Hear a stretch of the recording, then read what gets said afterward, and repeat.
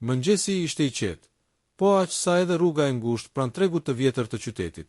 Mira, një grua 38 vjeçare, ecte shpejt duke mbajtur çantën e saj të punës në dorën e majt dhe xhupin e hollë në tjetrë. Ishte një ditë e zymt nëntori, dhe ajri kishte atë aromën e lagësht që paralajmëronte shi. Mira gjithmonë e pëlqente këtë stinë, e bënte të ndjehej më e qetë, më e mbrojtur, sikur qytetit i binte zhurma e mundimeve. Por atë ditë, ndërsa kalonte pranë kazanit të petullave që shiste një grua e moshuar, dëgjoi një zë të hollë, të dridhur. Të lutem mos. Mira u kthye, e hutuar. Zëri vinte prej qoshes pranë murit të një shtëpie të braktisur. Ajo u afrua disa hapa dhe pa një vajzë të vogël, ndoshta 7 apo 8 vjeçe, të ulur me gjunjë përqafuar rreth trupit. Rrobat i ishin të njollosura nga balta, flokët të shturur dhe sytë të mëdhenj, të friksuar, të lodhur. Mira u ngrit në vend. Zemra i rahu fort. E dashur, je mirë. Vogëlushja ngriti kokën, por s'foli. Thjesht e shikoi me sy që kërkonin një lloj sigurie. Ku i ke prindërit? Pyeti Mira ngadalë, që të mos e tremte. Vajza tunte kokën. Nuk qante, por dridhej. Ke ngrënë sot. Asnjë përgjigje. Eja këtu, mos u tremb. Nuk të bëj gjë. Ajo u ul në gjunjë, në nivelin e vajzës. Dhe ishte në atë moment që vuri re diçka. Në qafën e vajzës vari një varse e vjetër argjendi, që kishte formën e një zemre të vogël.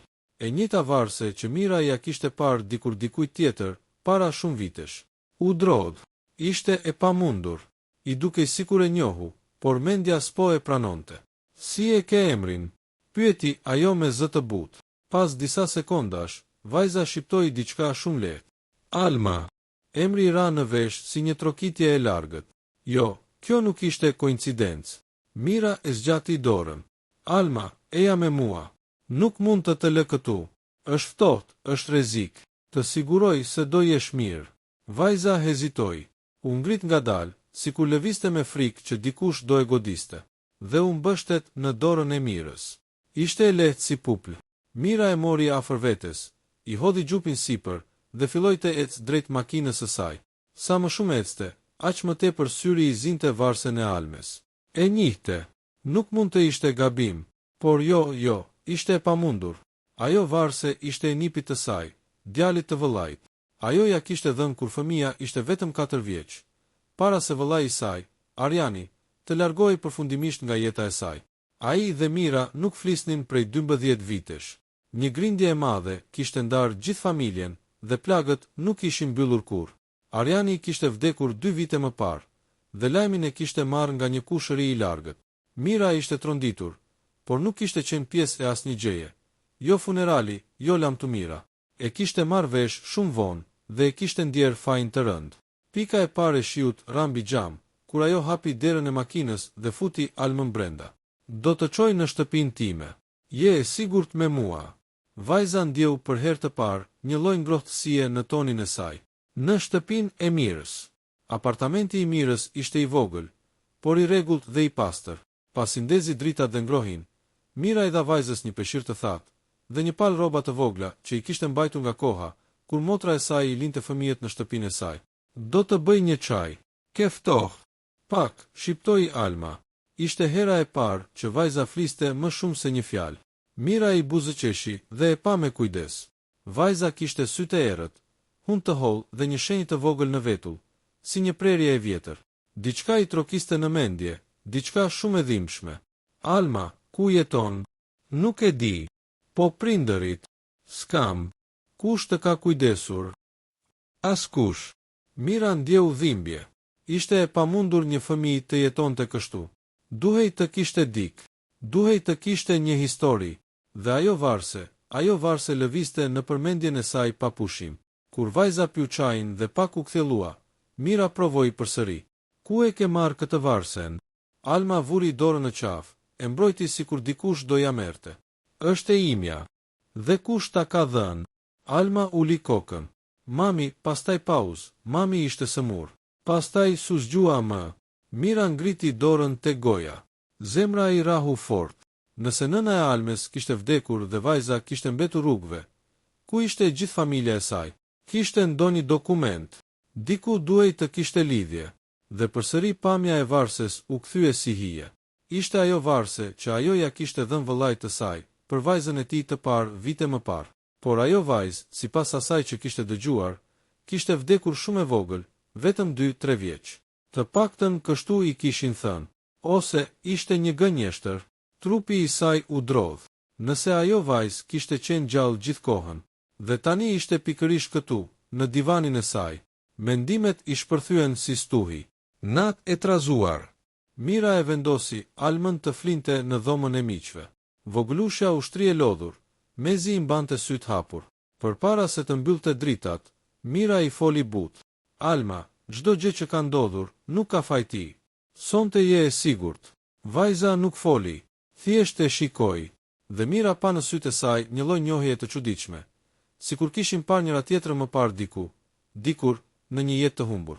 Kur dera u mbyll dhe vajza ra në gjumë, Mira u mbështet tek muri i korridorit.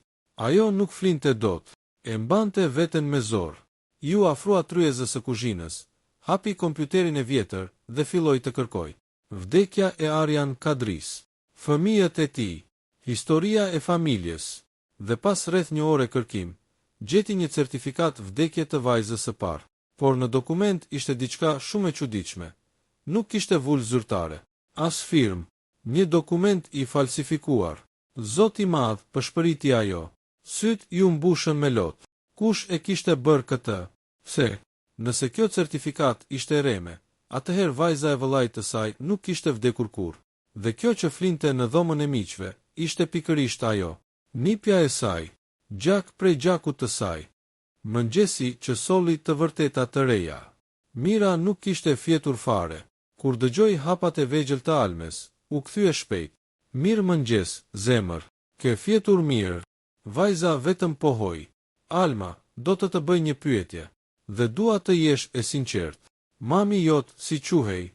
Alma uli kokën, gëryente gishtin e madh me nervozizëm. Aulona. Mira ngriti dorën te goja. Aulona ishte gruaja e vëllait të saj. Gruaja me të cilën nuk kishte folur që nga dita e asaj grindjeje të madhe. Aulona që ishte zhdukur nga qyteti. Aulona që askush nuk e dinte ku jetonte. Aulona që kishte vdekur nga një sëmundje e rënd pak vite më parë. Dhe voglushja para saj ishte. Por para se të fliste, Alma i tha diçka që ja ngriti gjakun në vend. Mami më tha që nëse më ndodh ndonjë gjë, duhet të kërkoj një grua me emrin Mira. Syri i Mirës u zgjerua. Unë jam Mira. Alma e shikoi, për herë të parë pa frikë. E dia. Zëri i vajzës nuk dridhej më, dukej sikur ishte liruar në atë moment. Mira u ul, e mori vajzën në krah dhe shpërtheu në lot. Por ndërkohë që dy zemra gjenin njëra tjetrën, diçka tjetër po afrohej. E vërteta nuk ishte thënë e gjitha, sepse Aulona kishte lënë një amanet, dhe askush nuk e kishte zbuluar ende të fshehtën më të madhe të kësaj historie. Mira nuk mbante mend herën e fundit, kur ishte zgjuar me ndjenjën e një përgjegjësie kaq të lartë. Tashmë, në kuzhinën e saj të vogël, Alma po hante bukë me djathë, e heshtur, por jo më aq e friksuar sa dje. Syti kishte ende të lodhur, por fytyra e saj kishte një dritë të re, si një fëmijë që më në fund kishte gjetur një vend ku mund të merrte frymëlirshëm. Mira e vrojtonte pa e hequr shikimin.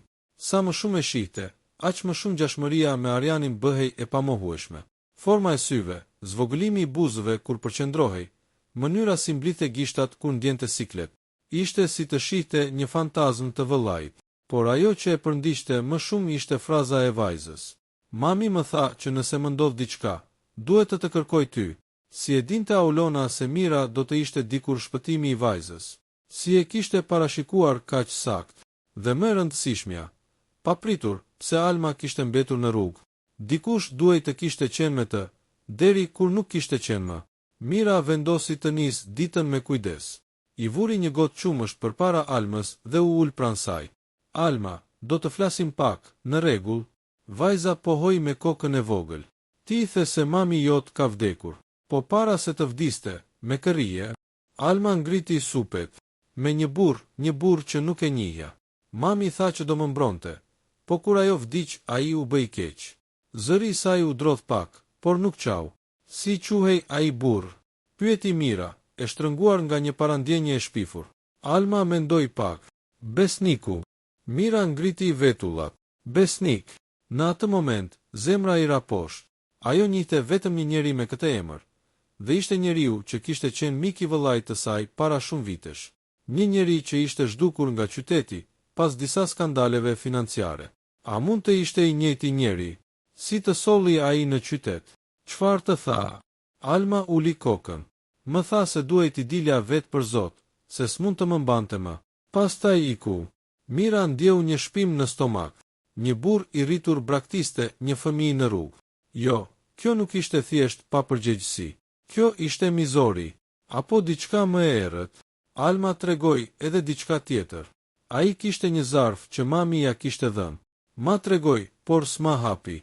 Tha se nuk ishte për mua. Pas vdekjes së mamit, ai zarfi u zhduk. Mira e kuptoi menjëherë. Aulona kishte lënë një amanet, dhe dikush e kishte fshehur. Kthimi në të kaluarën. Pasi Alma mbaroi së ngrëni, Mira e ul në divan.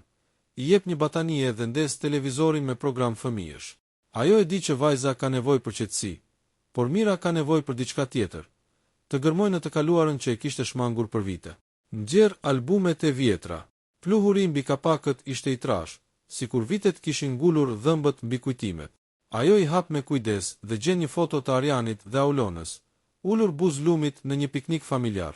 Aulona ishte shumë e bukur, flok gështenje, buzëqeshje e butë, sy të mençur. Mira ndjeu një therrje faji, pse nuk kishte pasur forcë të kërkonte falje më parë. Grindja mes tyre kishte qenë shkatëruese, por tani dukej qesharake krahasuar me dhimbjen e humbjes. Është në atë moment kur ajo sheh Almën pranë saj, të dal nga divani dhe të afruar pas shpine. A janë mami dhe babi? Pyet Alma duke treguar foton. Mira merr frym rënd. Po, Aulona dhe Ariani prindërit e tu. Alma e prek fytyrën e nënës në foto. I dua, thot ngadalë. Dhe në atë moment, ngrihet një pyetje që e dritheron Mirën. Alma, ke dashur të më thuash diçka për babin tënd? Diçka që mami jot të ka thënë. Vajza nguron. Merr batanien dhe kapet pas saj. Mami më tha që kur të rritem, duhet të gjej Mirën, sepse vetëm ajo di të vërtetën për babin tim. Mira ngrin. Fjala e vërteta e godet si rufe. Çfarë të vërtete? Pyet ajo me zë që mezi e kontrollon. Alma tun kokën. Se di. Vetëm kaq më tha. Mira e ndjen se toka po i rëshet nën këmbë. Ajo e dinte se dikur kishte një sekret me saj dhe vëllait, diçka që ai e kishte thënë në një moment zemërimi, dhe që ajo nuk e kishte ndarë me askën. Një sekret që mund të ndryshonte gjithçka, dhe mbase Aulona e kishte ditur. Takimi i padëshiruar. Kur Alma shkoi të flinte pak, Mira vendosi të kërkojë ndihmë. Duhej të gjente besnikun. Duhej të zbulonte çfarë kishte bërë ai me zarfin. Duhej të kuptonte se pse vajza ishte lënë rrugëve. Ajo mori telefonin dhe thiri një mik të vjetër, një avokat familjar, Ilirin. Ilir, kam nevojë për adresën e besnik tanes. E di që ke kontakte në gjendjen civile. Në anën tjetër të linjës, Iliri hesht. Mira, ç'lidhje ke ti me të? Ai s'është njeri i besueshëm. E di, prandaj e dua adresën. Iliri pshertin. Mirë, por më duhen disa orë. Kur mbylli telefonin, dikush trokiti në derë. Mira ngrin. Nuk priste askënd. Ajo ecën ngadalë drejt derës, duke u munduar të mos bëj zhurmë sepse Alma flinte. Shikon nga vrima. Një grua e panjohur, rreth të 50-tave, me një shall të kuq dhe sy të errët, qëndronte në korridor. Mira hap pak derën. Po. Gruaja e shikon drejt në sy. Mendoj se ke diçka që është e imja. Nuk e kuptoj. Gruaja shtyn pak derën me dorë. Vajzën. Zëri i saj ishte ftohtë si akulli. Mira ngrin në vend. Kush jeni ju? Jam tezja e Almës. Erdhi koha të vi me mua. Mira e shikon e habitur. Ariani dhe Aulona nuk kishin motra. Ishte gënjeshtër. Dhe kështu, Mira mbyll derën ngadalë, pa bërë panik. Kam thirrur policin. Në fakt, nuk e kishte thirrur, por gruaja reagon menjëherë, fytyra i ndryshon. Nuk e pse e bën këtë. Vajzën e ke gjetur në rrugë. Nuk është e jotja. Mira e shtrëngon dorezën e derës. Derisa të gjej të vërtetën, ajo është nën kujdesin tim. Largohu. Gruaja qesh lehtë. Një e qeshur e ftohtë, therse. Do kthehem. Dhe largohet, duke zbritur shkallët ngadalë. Mira e mbyll derën me qelës, 2 herë. Merr frymë me vështirësi. Po dridhej. Dikush tjetër e kërkonte Almën. Dikush që gënjente. Dikush që kishte qëllime të errta. Zarfi që ndryshonte gjithçka. Në mbrëmje, Iliri e telefonoi përsëri. Mira, gjej vend të sigurt. Besniku ka probleme serioze, është zhdukur prej muajsh. Por më dërguan një informacion. Ai ka lënë një zarf në stacionin e autobusëve të vjetër. Në një dollap depozitimi. Nëse e duke kërkuar diçka të lidhur me Almën, aty duhet të jetë. Mira ndjeu zemrën të shpejtohej. Numrin e dollapit 24B. Ajo mbylli telefonin dhe pa drejt dhomës ku Alma flinte. Nuk mund ta merrte vajzën me vete. Ishte shumë e rrezikshme. Nuk mund ta linte vetëm në shtëpi. Pra, çfarë të bënte? Në atë moment, Alma u shfaq në derë, syt ende të përgjumur. Mira, mos u largo. Mira i hapi krahët dhe e tërhoqi tek vetja. S'do të lë kurrë. Thjesht, duhet të gjej diçka shumë të rëndësishme për ty. Alma u kap pas saj fort. Dua të vi me ty. Mira e dinte që ishte gabim, por ndjeu se vajza ishte më e sigurt pranë saj se e vetme. E mori xhupin e saj të vogël, i veshi kapuçin, i mbuloi flokët dhe mbajti afër vetes ndërsa dilnin nga dera. Nata kishte rënë. Qyteti ishte pothuaj bosh. Drejt stacionit të vjetër. Drejt së vërtetës. Stacioni i braktisur. Stacioni i autobusëve ishte i errët dhe i ftohtë.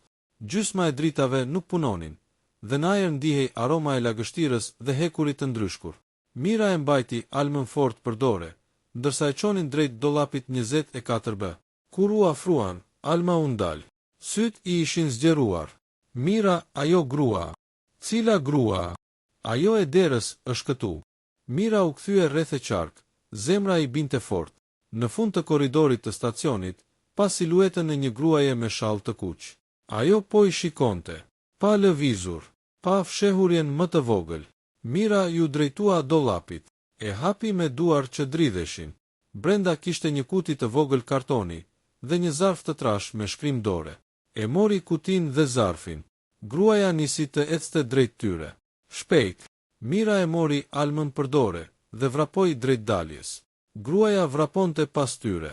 Mira mblodhi fuqinë e saj dhe eci sa më shpejt që mundi, derisa doli në rrugën kryesore ku kalonte një taksi. I bëri shenjë fort dhe shoferi i ndaloi menjëherë. Hyr, shpejt. Sapo makina u nis, ajo pa nga pas. Gruaja me shallin e kuq kishte mbetur në trotuar, duke i shikuar me atë vështrim të ftohtë, si prej që i ku nga duart. Hapja e zarfit. Kur arritën në shtëpi, Mira mbylli dyert dhe siguroi çdo brav. Futi Almën në dhomë, i dha ujë dhe i tha të ulej pranë saj. Pastaj, me frymë të ndalur, hapi zarfin. Brenda kishte 3 gjëra. Një letër e shkruar nga Aulona, një certifikat lindjeje, një dokument i vulosur me ngjyrë blu. Mira hapi letrën. Me shkrimin e Aulonës, që e njihte më mirë se veten, shkruhej: Mira, nëse po e lexon këtë, do të thotë se unë nuk jam më. Të lutem, kujdesu për Almën. Ajo është vajza e madhe e Arjanit, por ajo nuk është fëmia i vetëm. Mira ngriti kokën, e tronditur. Në letrën vazhdonte: Arjani ka edhe një fëmijë tjetër, dhe dikush po e kërkon Almën për ta gjetur tjetrin. Mos e lejo të bjerë në duart e tyre. Mira ndaloi së lexuari. Dhoma u mbush me një heshtje që të priste shpirtin. Një fëmijë tjetër, pëshpëriti ajo. Alma e shikoi, e hutuar. Mira, çfarë do të thotë kjo? Dora e saj dridhej. Zemra i rrihte fort. Çfarë kishte bërë vëllai i saj? Kush ishte fëmia tjetër?